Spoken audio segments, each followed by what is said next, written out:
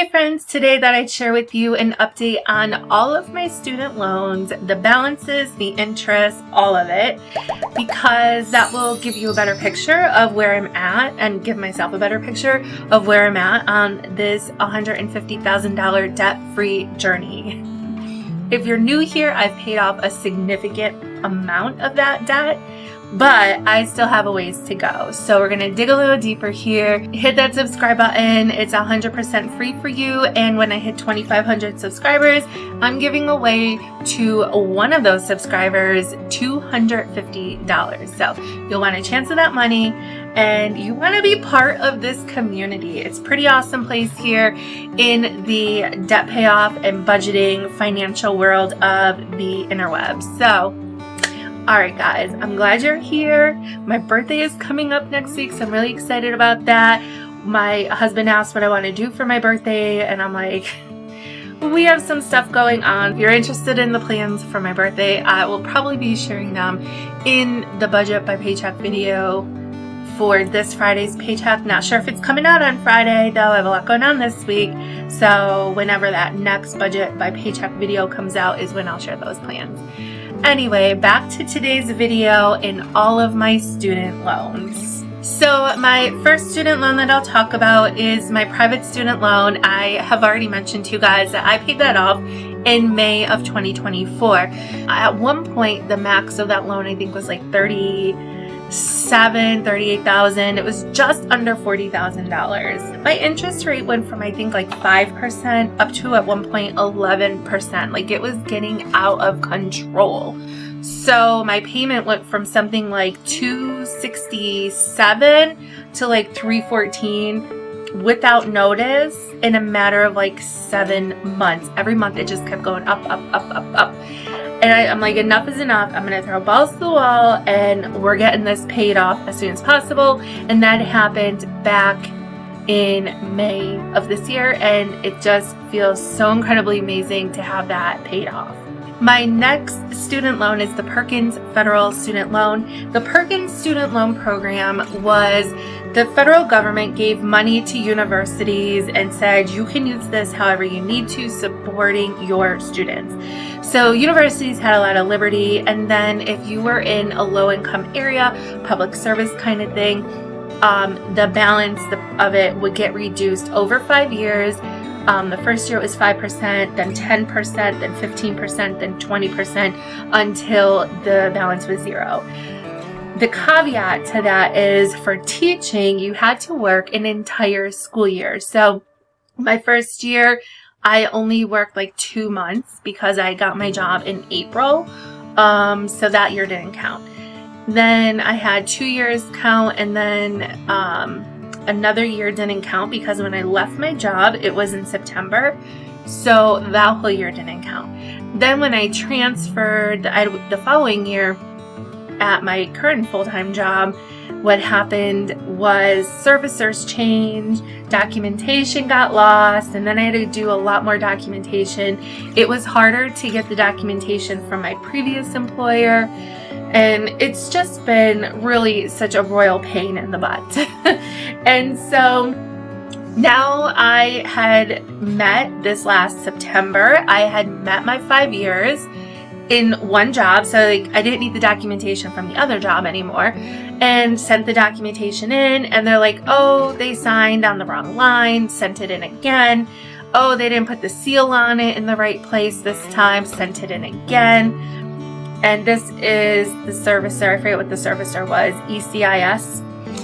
So I sent it in again, and then with things being on deferment, it's just been a royal pain in the butt. So finally, after, student loan payments started again, they're like, you can mail in a copy, you cannot upload anything, this government website for Perkins loans.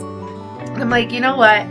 This is such a royal headache because I sent the paperwork in. They can't confirm if they received it. They can't let me know how long it's going to be until I see an answer. And if something on the paperwork wasn't correct, they wouldn't tell me. I would just have to wait and see and then resubmit and just guess. Anyway, can you imagine how infuriating this is? And frustrating? So after I paid off my private student loan, I'm like, you know what? The balance of this loan at the time, I think it was $1,700 in May. It might have been 18, somewhere around there. 16, somewhere around there. So back in May, I was like, I am just going to pay off this Perkins loan. I already had the principal reduced from $4,000 to $2,000 over the years, and I just want to be done with it, and now I can afford to be done with it. So that got paid off in June, at the end of June. So I'm waiting for my updated statement to come through and say, you're done. I can't wait for that to come through. So that was Perkins Federal student loan. I could have consolidated the Perkins loan in with my other federal loans. I was really nervous to do that because sometimes it messes up your student loan forgiveness, and to pay $1,600, whereas with my federal student loan, you'll see how much that is in just a second. I didn't want to mess up any of the paperwork or anything. And also, I forgot this detail. When the government switched my federal student loans to a new servicer, I had to re-update my yearly public service loan forgiveness qualifications and eligibility, or whatever they're calling it. And because I had that Perkins loan that needed to be sent in by paper, I couldn't do anything online. So now that that loan is gone, it is so much less of a headache. It's making my federal student loans get processed better and all online, which is better to track, much easier, more convenient for me, more convenient for my employer that has to verify my employment. So that loan is done, and now we'll talk about the federal student loans. My federal student loan balance is just under $78,000. That includes federal loans from community college that got transferred to university for my undergraduate degree, and it includes my master's degree also at a private university. So my loans transferred to a new servicer. It's still going through Moella for my payment, but now the government holds my loan on their website. This is how I think they're doing the public service loan forgiveness, or any kind of loan forgiveness, I think is going to the student aid website, but the payment is still going to Moella.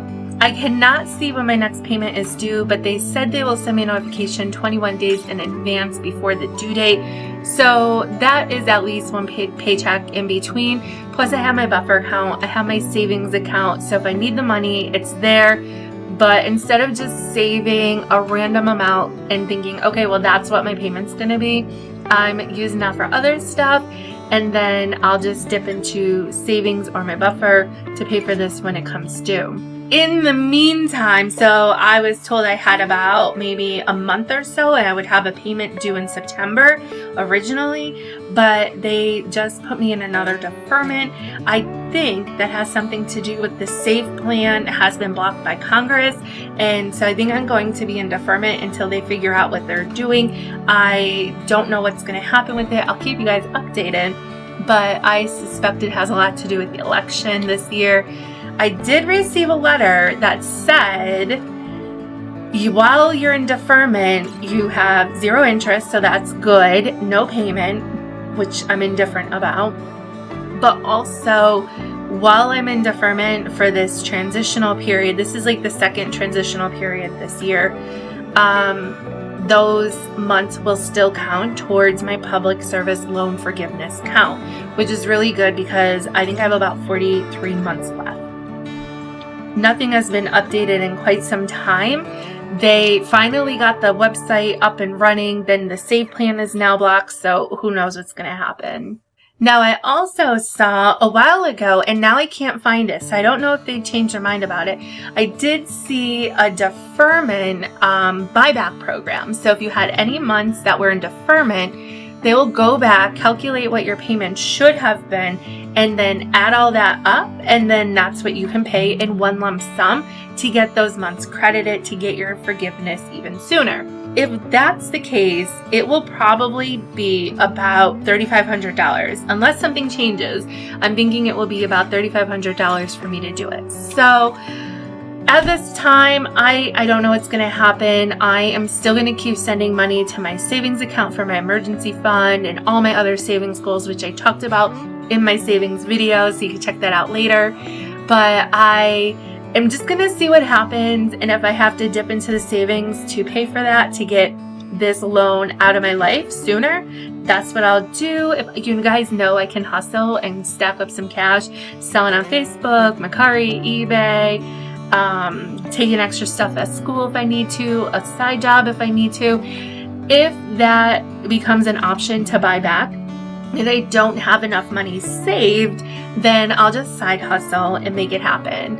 Until then, I don't know what the government's gonna do. Who knows? And with the election coming up this year, who knows how things might change for next year. If you guys have any questions about student loans, federal student loan, private student loans, anything like that, whether it's in general or specifically for me, drop those in the comments down below. I'm happy to answer all your questions. Don't forget to hit subscribe, like this video. The YouTube things are 100% free, and free is in everybody's budget. And I don't know when my next video is going to be. As of recording this, Friday is a payday. I have some other videos I want to do before my schedule gets crazy busy. So I'll see what gets out this week. Otherwise, I'll see you guys in a couple of days. Bye.